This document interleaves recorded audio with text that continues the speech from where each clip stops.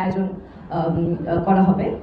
এই বিষয়ে আজকে কথা বলবেন পার্বত্য চট্টগ্রাম বিষয়ক উপদেষ্টা সুপ্রদীপ চাকমা এবং সংস্কৃতি বিষয়ক উপদেষ্টা মোস্তফা সরোয়ার ফারুকী। আমি শুরুতেই পার্বত্য চট্টগ্রাম বিষয়ক উপদেষ্টাকে কথা বলার জন্য অনুরোধ জানাচ্ছি।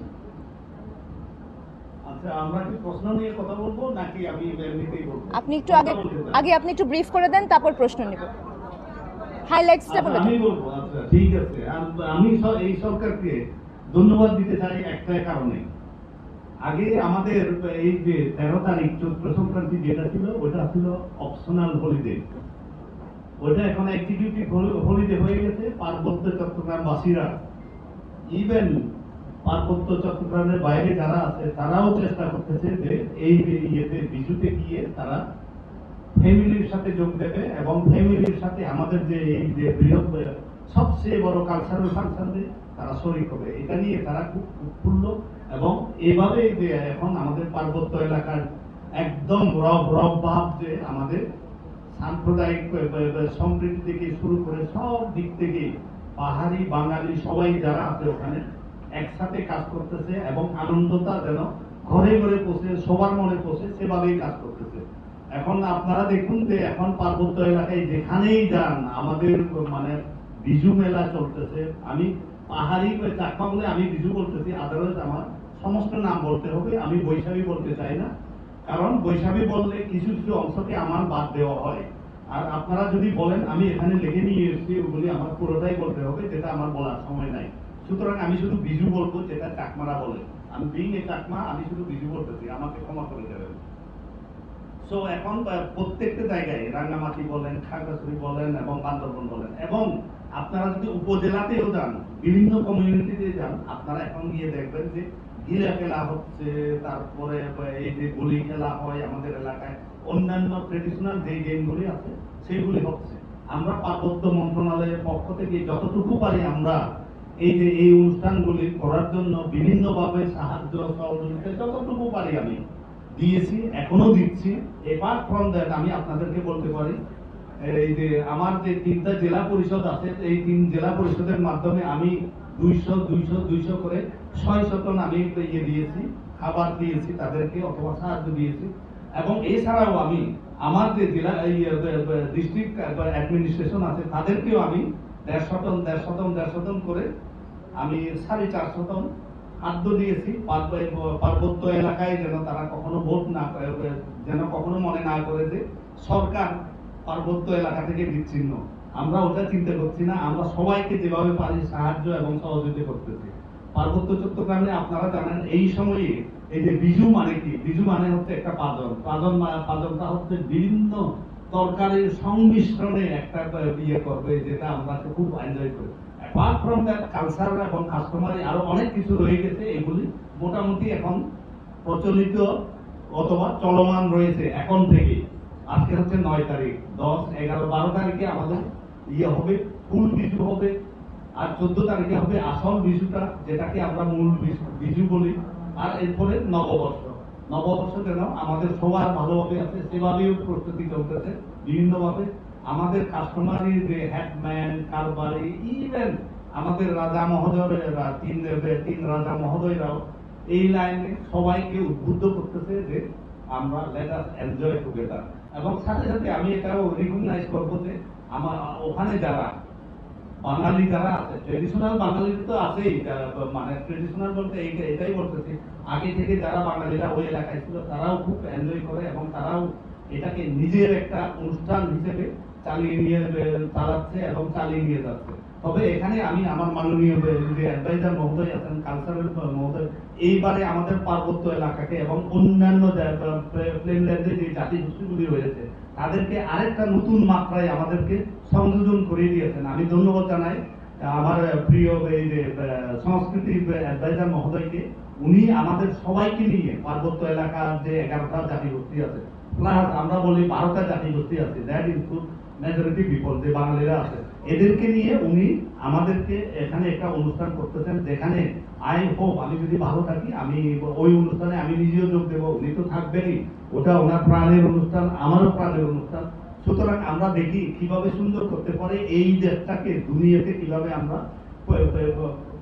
এস্টাবলিশ করতে পারি যে আমাদের সংস্কৃতি আছে, আমাদের কালচার, বিভিন্ন কালচারগুলি খুবই ভাইব্রেন্ট, এবং এই সাম্প্রদায়িক একটা উচ্ছলতা থেকে আমরা যে অসাম্প্রদায়িক উচ্ছলতা থেকে আমরা যেন সবার ভাই ভাইয়ের মতো আমরা একসাথে চলাফেরা করতে পারি, এটা আমাদের মূল মন্ত্র। এবং এটাই এই যে বৈষম্য বিরোধী আন্দোলন এটাকেই করে দিয়েছে, সাহায্য করতেছে এবং সাহায্য করছে যে একসাথে আমরা থাকবো এবং বাংলাদেশের স্বপ্নতা এভাবে আমরা নিজেদের কাছে এবং বিশ্বের কাছে তুলে ধরতে পারি। এই বলে আমি সংক্ষিপ্ত যেটা বলার এখন প্রশ্ন থাকলে ওদের প্রশ্ন পরে। আমরা পরে প্রশ্ন নিব, আপনি যদি একটু বলেন। ওকে, আমার তো অনেক লম্বা কথা শেষ হবে। সবাইকে শুভেচ্ছা জানিয়ে শুরু করছি। প্রথমে আমি সুপ্রদীপ দাকে ধন্যবাদ জানাতে চাই। আমরা যে এবার অল ইনক্লুসিভ একটা নতুন বছর উদযাপন করতে যাচ্ছি চৈত্র সংক্রান্তি সহ, এটা পেছনে অনেক দিনের ব্রেন স্টর্মিং কাজ করেছে এবং দাদার সঙ্গে অনেক রাতের পর রাত, ঘন্টার পর ঘন্টা আমরা আলোচনা করেছি যে কি করে এটাকে আমরা আরো ইনক্লুসিভ করতে পারি। এবং আমরা খুব আনন্দিত যে সকল জাতিগোষ্ঠী এটাকে সাদরে গ্রহণ করেছে। আমি আমাদের সংস্কৃতি মন্ত্রণালয়ের সহযোগিতায়, পরোক্ষ বা কিছুটা প্রত্যক্ষ সহযোগিতায় যে অনুষ্ঠানগুলো হচ্ছে, অথবা কিছু সরাসরি বেসরকারি উদ্যোগে হচ্ছে কিন্তু ফ্ল্যাগশিপ প্রোগ্রাম আমাদের নতুন বছরে, সেগুলো বলার আগে আমি একটু জাস্ট অল্প কিছুক্ষণের জন্য অল্প কথায় আমাদের কালচারাল পলিসির ফিলসফিটা বলতে চাই, যে কোন জায়গা থেকে কেন আমরা এই কাজগুলো করছি। আপনারা খেয়াল করবেন যে আমাদের সরকারের গৃহীত সব ব্যবস্থার মূলে আছে দুইটা জিনিস, একটা হচ্ছে কালচারাল হিলিং এবং আরেকটা হচ্ছে কালচারাল ইনক্লুসিভনেস। কালচারাল হিলিং মানে হচ্ছে, আপনারা জানেন যে আমরা দীর্ঘদিন বিভাজিত ছিলাম। এই বিভাজনের ফলে সমাজের একটা গোষ্ঠীর সঙ্গে আরেকটা গোষ্ঠীর দূরত্ব, সংশয়, অবিশ্বাস এগুলো তৈরি হয়েছে। এই হিলিং এর কাজটা আমরা ইতিমধ্যে করছি। আপনারা খেয়াল করেছেন যে এবার দেশ স্বাধীন হওয়ার পরে 54 বছরের ইতিহাসে প্রথমবার শিল্পকলা একাডেমি চাঁদ রাতে ঈদের অনুষ্ঠান করেছে। নিশ্চয়ই সামনে সারা দেশে হবে, এবং শুধু মুসলমানদের উৎসবগুলো না, অন্যান্য ধর্মের যে উৎসবগুলো আছে সেই উৎসবের মানে বড় উৎসব যেগুলো, সেগুলোকে কেন্দ্র করেও শিল্পকলা একাডেমি সারা দেশ জুড়ে সাংস্কৃতিক অনুষ্ঠান করবে। পাশাপাশি নতুন বছরের যে অনুষ্ঠান এবং চৈত্র সংক্রান্তি, সেখানে আপনারা দেখেছেন যে আমরা সকল জাতি গোষ্ঠীকে একসাথে নিয়ে এক জায়গায় উৎসব করার চেষ্টা করছি। এটার মূল কারণ ওই একই জিনিস, কালচারাল ইনক্লুসিভনেস।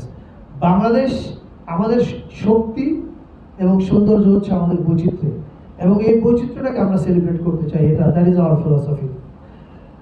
এবার যদি আমরা প্রোগ্রামের তালিকার কথা বলি, এবারে চৈত্র সংক্রান্তি, আসলে আপনারা জানেন যে ট্র্যাডিশনালি বাঙালিরা চৈত্র সংক্রান্তি পালন করত, এবং আমাদের যে অন্যান্য জাতিগোষ্ঠী যারা আছে, চাকমা, মারমা, গারো, যত জাতিগোষ্ঠী আছে, তাদের প্রত্যেকেরই আসলে মূল অনুষ্ঠানটা চৈত্র সংক্রান্তিকে ঘিরে হয়। ফলে আমাদেরও এবারের জাতীয় উৎসবগুলো চৈত্র সংক্রান্তি থেকে শুরু হচ্ছে। চৈত্র সংক্রান্তি উপলক্ষে আমাদের শিল্পকলা একাডেমির আয়োজনে দেশের 12টা জেলায় সাধু মেলা হচ্ছে। সেখানে সাধু সঙ্গ হবে এবং আধ্যাত্মিক গানের অনুষ্ঠান হবে। এছাড়া চৈত্র সংক্রান্তি উপলক্ষে ঢাকা শহরে শিল্পকলা একাডেমির আয়োজনে একটা কনসার্ট হচ্ছে সোহরাওয়ার্দী উদ্যানে। এই কনসার্টটা আমরা আশা করব অনেক বড় একটা কনসার্ট হবে, অনেক মানুষ অংশগ্রহণ করবে। সেখানে গান গাবে হচ্ছে, এখানে ইনক্লুসিভিটির ব্যাপার থাকবে। গান গাবে এফ মাইনর গারো ব্যান্ড, লা রং মারমা ব্যান্ড, ইমাম Tripura band, unity Khasia band, invocation Chakma band. এছাড়া বাঙালিদের মধ্যে থেকে থাকছে মাইলস, ওয়ারফেস, ভাইকিংস, অ্যাভয়েড রাফা, দলসুর, লালন ও স্টোনফ্রি। এটা হচ্ছে চৈত্র সংক্রান্তির বড় অনুষ্ঠান ঢাকায়। চৈত্র সংক্রান্তিতে ঢাকায় আরেকটা বড় অনুষ্ঠান হবে, সেটা হচ্ছে নবপ্রাণ আন্দোলনের উদ্যোগে শিল্পকলা একাডেমিতে দিনব্যাপী ধামা নৃত্য, গান, ভিডিও প্রদর্শনী এবং সন্ধ্যায় বাউল ও ফকিরি গান। এছাড়া আরেকটা উৎসবের কথা আমি বলতে চাই। আমরা শুধু ঢাকা এবং পাহাড়ের কথা যে ভাবছি তা না, আমরা আসলে একদম রিমোট জায়গাতেও মানুষ যেন উৎসব করতে পারে সেটার দিকেও আমরা খেয়াল রাখছি। আপনারা জানেন যে শ্রীমঙ্গল বা মৌলভীবাজার ওই এলাকায় আমাদের অনেক চা শ্রমিক কাজ করেন, তাদের অন্যতম উৎসবটা হচ্ছে ফাল্গুন উৎসব। সো ফাল্গুন উৎসব উপলক্ষে আমি নিজে যাচ্ছি 12 এপ্রিল সিলেটে, এবং এই উৎসবটাতে এবার সংস্কৃতি মন্ত্রণালয় প্রত্যক্ষভাবে যুক্ত আছে তাদের সঙ্গে সহযোগিতা। এবার আসি হচ্ছে আপনার নববর্ষের দিনের অনুষ্ঠান। নববর্ষের দিন ঐতিহ্যগতভাবে যে অনুষ্ঠানগুলো হয়, যেমন ছায়ানটের অনুষ্ঠান, সেটা হচ্ছে সুরের ধারার অনুষ্ঠান হচ্ছে, কিন্তু সুরের ধারার অনুষ্ঠানে একটু পরিবর্তন এসছে। তারা আগে করতো হচ্ছে চিনমন্ত্রী সম্মেলন কেন্দ্রে, কখনো লালমাটিয়া কলেজে, এবার তারা করে হচ্ছে রবীন্দ্র সরোবরে, অনেক একটু বড় জায়গায়, যাতে এটা ধানমন্ডির নাইবার উৎসব হয়ে ওঠে। এবং সুরের ধারা সরকারের ইনক্লুসিভ নীতিকে সমর্থন করে তারা তাদের অনুষ্ঠানে এই প্রথমবারের মতো অন্য জাতিগোষ্ঠীর শিল্পীদেরকেও রাখছে, তারাও তাদের গান পরিবেশন করবে। অর্থাৎ শুধুমাত্র বাংলা গান থাকছে না সুরের ধারাতে এবার। আর নববর্ষের দিনের একটা বড় আয়োজন আমরা জানি, শোভাযাত্রা। সেই শোভাযাত্রা এবার বাঙালি বাদে 27টা জনগোষ্ঠী অংশগ্রহণ করছে। চাকমা, মারমা, ত্রিপুরা, তঞ্চঙ্গা, লুসাই, পাখোয়া, বম, ব্রো, চাক, খিয়াং, এরকম 27টা জনগোষ্ঠী। এবং তারা প্রত্যেকেই তার নিজের সংস্কৃতি নিয়ে, নিজের পোশাকে, নিজের বাদ্যযন্ত্র, আবার কেউ আধুনিক বাদ্যযন্ত্র নিয়ে আসবে। মারমাদের একটা গিটার স্কুল আছে, ব্রিলিয়ান্ট গিটার স্কুল। ওরা 15-20 জন গিটার প্লেয়ার নিয়ে আসছে, ইয়াং ছেলে মেয়ে, ব্রো বাঁশি বাদক আসছে। ফলে এরা প্রত্যেকেই তাদের নিজ নিজ কালচারকে রিপ্রেজেন্ট করবে এই এবারে শোভাযাত্রায়। এছাড়া চারুকলা থেকে এরা সবাই যুক্ত হবে চারুকলা শোভাযাত্রায়। আর চারুকলা শোভাযাত্রায় প্রথমবারের মতো বাম্বা যোগ দিচ্ছে। আমরা কিছুক্ষণ আগে একটা প্রেস কনফারেন্সে এই কথাটা বলেছি, আমি আবার রিটারেট করতে চাই। আপনারা খেয়াল করে দেখবেন যে এবারে ঈদ উপলক্ষে প্রধান উপদেষ্টা মহোদয়ের ফেসবুক পেজ থেকে একটা ঈদের ভিডিও পোস্ট করা হয়েছে। এখন ওই ঈদের ভিডিওটা দেখবেন যে কিছু দুঃখী মানুষের চেহারা, স্যাড পিপল, এবং সেই ভিডিওর ক্যাপশনে লেখা হয়েছে যে আমাদের দেশে প্রায় 12 লাখ মানুষ বিপদে পড়ে মেহমান হিসেবে আছে। ওই ভিডিওটার থিম ছিল এরকম যে এই মানুষেরা ওয়েট করছে, আমরা যখন সেলিব্রেট করছি আমাদের ঈদ, আমরা যেন মনে রাখি যে এই মানুষেরা ওয়েট করছে তাদের দেশে ফিরে ঈদ সেলিব্রেট করার। এটা আমি মনে করি যে আপনি অন্য মানুষের, নিপীড়িত মানুষের ব্যাপারে কি বোধ করেন, এটা কিন্তু আপনার সংস্কৃতির পরিচয়। আমি মনে করি যে আমরা প্রধান উপদেষ্টা মহোদয় এটা ওনার পেজে শেয়ার করার মাধ্যমে এই সিগন্যালটা এবং এই বার্তাটা দিয়েছে যে মানুষ নিপীড়িত, আমাদের আনন্দ বা উৎসবের দিনে যেন আমরা তাদেরকে ভুলে না যাই। এবারে শোভাযাত্রা যেটা হবে আমাদের চারুকলা থেকে যেটা বেরোবে, সেখানে প্রথমবারের মতো বাম্মা যোগ দিচ্ছে। বাম্মা মানে আমরা জানি যে রক মিউজিশিয়ানরা, এবং তারা যোগ দিচ্ছে একটা কজকে তারা এবার হাইলাইট করতে চায়। সেটা হচ্ছে, আপনারা জানেন যে প্যালেস্টাইনে একটা বড় ধরনের গণহত্যা সংঘটিত হচ্ছে।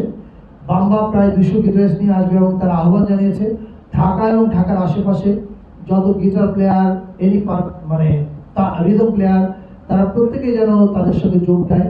এবং তারা আহ্বান জানিয়েছে আপনারা একটা প্যালেস্টাইনের ফ্ল্যাগ নিয়ে আসবেন, এবং রক মিউজিশিয়ানরা একটা গান গাবে। আপনারা জানেন সেই গানটা from the river to sea Palestine will be free.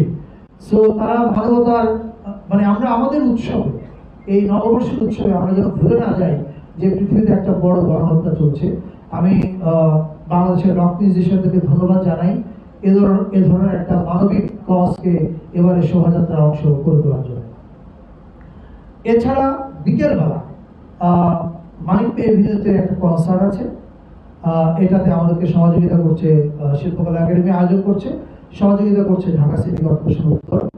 এই কনসার্টটার পরে সন্ধ্যা 7টায় একটা ড্রোন শো হবে, যে ড্রোন শোটা আয়োজিত হচ্ছে চীন দূতাবাসের সহযোগিতায়। এটা বাংলাদেশে আমার ধারণা খুব এক্সক্লুসিভ একটা জিনিস হবে। সেখানে আপনারা, এটা থিম হচ্ছে নতুন বছর নতুন বাংলাদেশ। ফলে আপনারা সেখানে জুলাইকে দেখতে পাবেন, নববর্ষকে দেখতে পাবেন, এবং পৃথিবীটাকেও দেখতে পাবেন। এবং এই ড্রোন শোটা খুবই আকর্ষণীয় কিছু হবে বলে আমরা বিশ্বাস করি। আমরা চীনা দূতাবাসকে ধন্যবাদ জানাতে চাই এই ড্রোন শোটা সম্পূর্ণ তাদের খরচে আয়োজন করবার জন্য।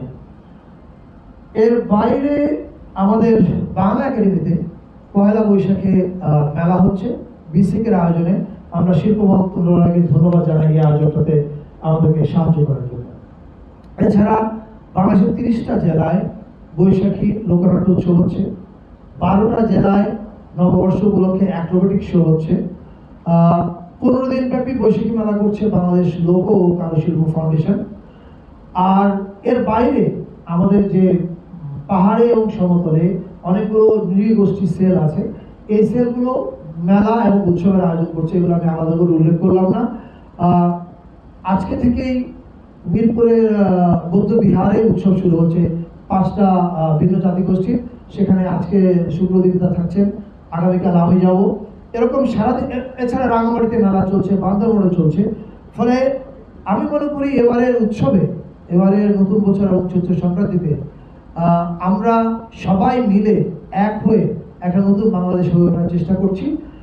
এটাতে আমরা সবাইকে আরো যোগ দিতে আহ্বান জানাই এবং সাংবাদিক ভাই বোনদের আপনাদেরকে ধন্যবাদ, আপনারা আমাদের কথাগুলো প্রচার করার জন্য আপনারা অনেক পরিশ্রম করেন। Thank you all.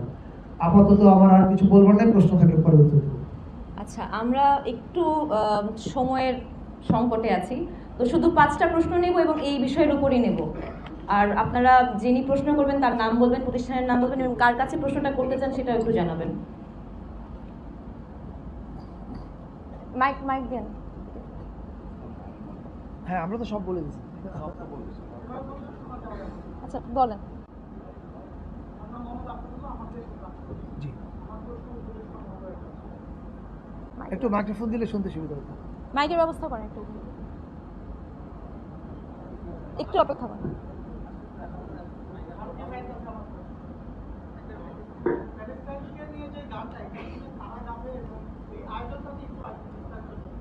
এটা হচ্ছে যে শোভাযাত্রা যে হবে, এবারে শোভাযাত্রায় আপনারা দেখবেন যে আমাদের বিভিন্ন জাতিগোষ্ঠী ব্লক বাই ব্লক আছে, যাতে দেখতে আপনারা পুরো কালারফুল ডিসপ্লেটা দেখতে পান, রাইট? তো আমাদের রক মিউজিশিয়ানরা তারা একটা ব্লকে থাকবে কোনো একটা জায়গায়, সেটা ঢাকা বিশ্ববিদ্যালয়ের চারুকলা বিভাগ এবং একটা ক্রিয়েটিভ ডিরেকশন সেল করা হয়েছে, শিল্পকলা একাডেমিও সেখানে যুক্ত আছে, ওরা মিলে ডিসাইড করবে। সো এই রক মিউজিশিয়ানরা তারা একটা ব্লক তৈরি করবে, সেই ব্লকে they will be carrying Palestinian flag এবং তারা গাবেন হচ্ছে ওই যে from the river to the sea Palestine will be free, এই গানটা। Thank you. নেক্সট মাইকটা ওখানে দেন। আমি সোনামুড়া বাড়ির দাঁড়িয়ে ব্যবসায়ী আছি। প্রতিবার শোভাযাত্রার সময় দেখা যায় যে নিরাপত্তার জন্য পুলিশ ও আইন শৃঙ্খলা বাহিনী, মানে এটা হচ্ছে সাধারণ মানুষের শোভাযাত্রা হয় না, পুলিশের শোভাযাত্রা। বেসিক্যালি এইবার যেহেতু আপনারা বড় পরিসরে করছেন, ঠিক আছে, নিরাপত্তার বিষয়ে আপনারা কি ভাবছেন? আর শোভাযাত্রাটা কি আগের মতো পুলিশি কায়দায় শোভাযাত্রাটা করা হবে নাকি মানে সাধারণ মানুষ সামনে থাকবে? এবারে শোভাযাত্রাটা প্রথমত আগের যে কোনো বারের চেয়ে আলাদা হবে, এ বিষয়ে কোনো সন্দেহ নাই। সেটা হচ্ছে রঙে, এর কন্টেন্টে এবং এর আয়োজনে। সেটা আপনারা নিজেরাই প্রত্যক্ষ করতে পারবেন যখন শোভাযাত্রাটা হবে। আর নিরাপত্তার ক্ষেত্রে গতকালকে আমাদের আইন শৃঙ্খলা কমিটির একটা মিটিং ছিল স্বরাষ্ট্র উপদেষ্টা জাহাঙ্গীর ভাইয়ের সভাপতিত্বে। সেখানে বিস্তারিত আলোচনা হয়েছে এবং আমরা মনে করি না যে নিরাপত্তার কোনো ঝুঁকি আছে। এই বিষয়ে পুলিশ, সেনাবাহিনী এবং অন্যান্য যারা আছেন তারা সক্রিয় আছেন। আর আপনি যেটা ইঙ্গিত করেছেন আমি বুঝতে পারছি যে আগে দেখা যেত যে মনে হচ্ছে র্যাবের মিছিল হচ্ছে, এবার ভিজুয়ালি আপনার র্যাবের মিছিল হবে এবং দেখবেন আপনারা ছবিটা যে তুলবেন সেই ছবিতে আপনারা বাংলাদেশের বিভিন্ন রং দেখতে পাবেন, এটা আশা করা যায়। Thank you. আমার একটি প্রশ্ন ছিল এই পাশে। আমি এখন টেলিভিশনে কাজ করি, আমার নাম শাহাদাত হোসেন অটো।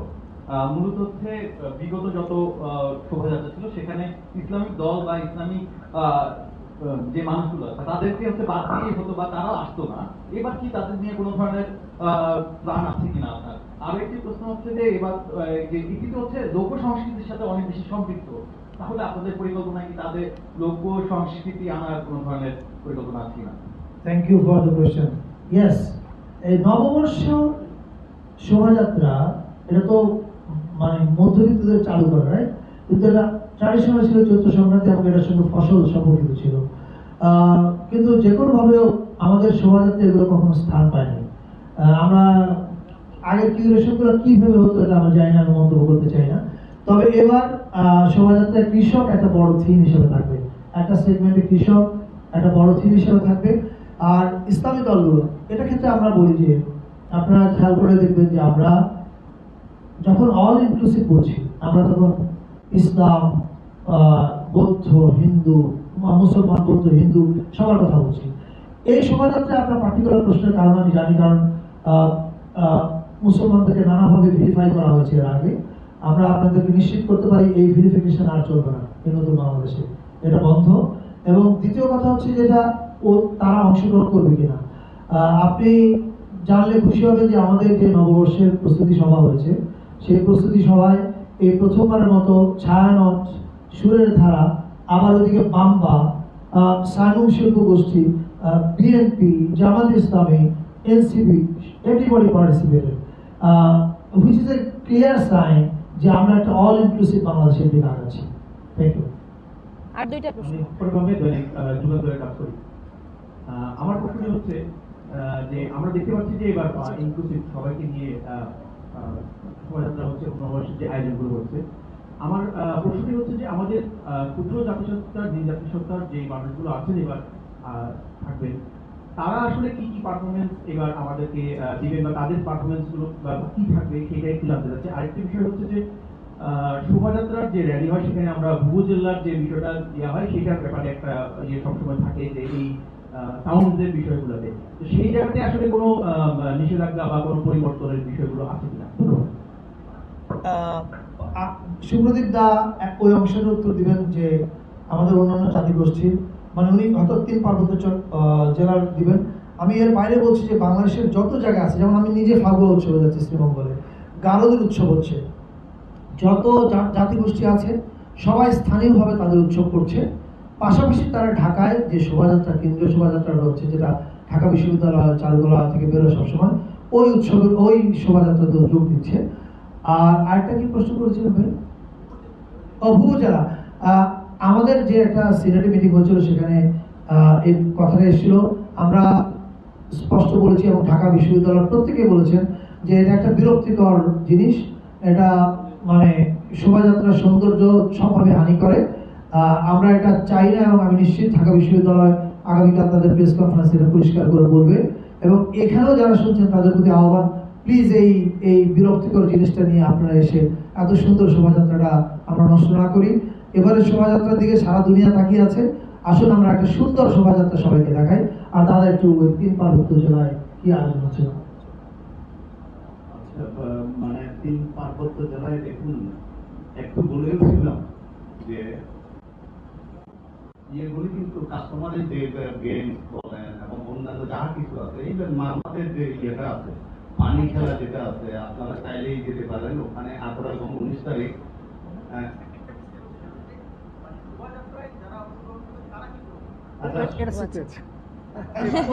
আচ্ছা, এটা অনুভূতি পাচ্ছি না আর কি। তারপরে বলি, আমি আপনাদেরকে দাওয়াত দিয়ে নিমন্ত্রণ দিয়ে রাখতেছি যে 18 এবং 19 তারিখ, 18 তারিখ বান্দরবনে আমাদের যে আমাদের ট্রেডিশনাল যে পানি খেলা হয় সেটা হচ্ছে বান্দরবনে 18 তারিখ, 19 তারিখ হবে রাঙ্গামাটিতে, তারাই করবে। আর 12 তারিখ আপনারা চাইলে পানছড়ি যেতে পারেন, ওখানে হাজার হাজার লোকজন একসাথে ফুল বাসাবে। পানছড়িতে এটা হচ্ছে সাধারণত ওইটা খুব গর্জিয়াসলি হয়, আপনারা চাইলে একটা ফটোশুট নিতে পারেন। আপনার এছাড়া অন্যান্য জায়গায় হবে, রাঙ্গামাটিতে বেশ ভালোভাবে হবে, বান্দরবনেও খুব ভালোভাবে হবে, খাগড়াছড়ি সাগরে অনেক ভালোভাবে হবে। আপনারা ফুল বাসানোটা একটু দেখে আসেন, 2টা স্ন্যাপ রেখে দেন, কাজ দেবে ভবিষ্যতের জন্য। Thank you. আমি আরেকটু যুক্ত করে জানার সঙ্গে এই ফুল ভাষানোর কথা বললো 12 তারিখে। আজ কিছুক্ষণ পরে আমার সঙ্গে তথ্য সচিব মহোদয়ের মিটিং আছে। সেই মিটিংয়ে আমরা কোন কোন অনুষ্ঠানগুলো প্রচার করা যায় আমাদের কাছ থেকে ওনারা আমাদের পরামর্শটা শুনতে চাচ্ছে। তো সেখানের মধ্যে কিন্তু আমরা এই 12 তারিখে যে পানছড়িতে ইয়েটা হয় সেটা আমরা ইনক্লুড করতে বলবো, কারণ এটা খুবই এক্সক্লুসিভ অনুষ্ঠান। আর দাদা 18 তারিখে আপনাদেরকে যে অনুষ্ঠানে দাওয়াত দিয়েছেন ওই অনুষ্ঠানে সুপ্রদীপ দা নিজে থাকছেন, কিন্তু উনি ষড়যন্ত্র করে আমাকে 17 তারিখের অনুষ্ঠানে দিয়েছেন, কিন্তু আমি হাল ছাড়ছি না, আমি 18 তারিখে থেকে যাবো ওই অনুষ্ঠানটা দেখার জন্য। আর তো কোনো প্রশ্ন নাই। আরেকটা প্রশ্ন নেব।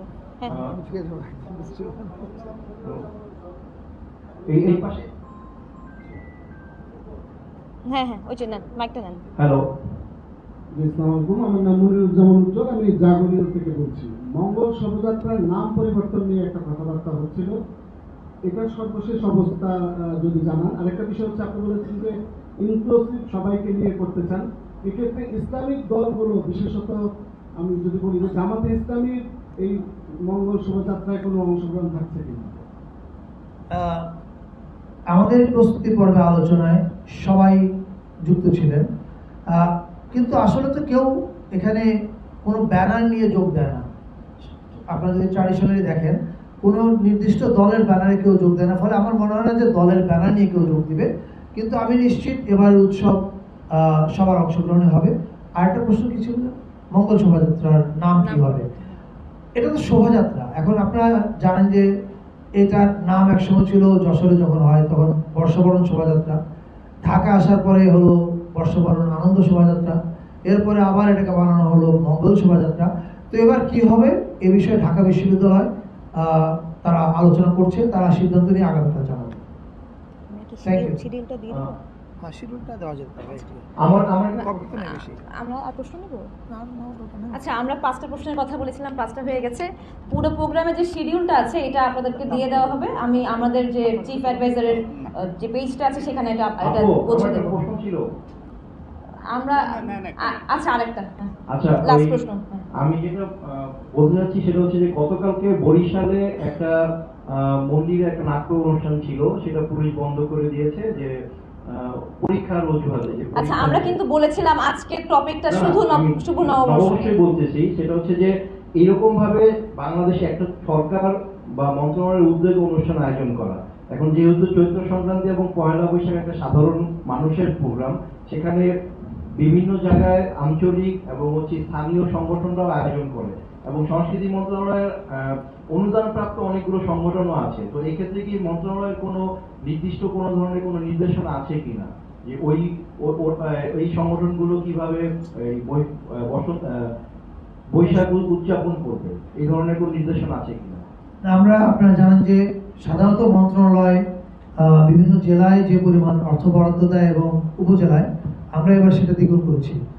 আর আমরা বলেছি যে আপনারা আপনাদের স্থানীয় সংস্কৃতিকে তুলে ধরেন, এছাড়া আমাদের আর কোনো নির্দেশনা নেই। ওনারা কি গান গাইবে, কি কবিতা বলবে, সম্পূর্ণই ওই স্থানীয় জেলার ব্যাপার। Thank you. Thank you.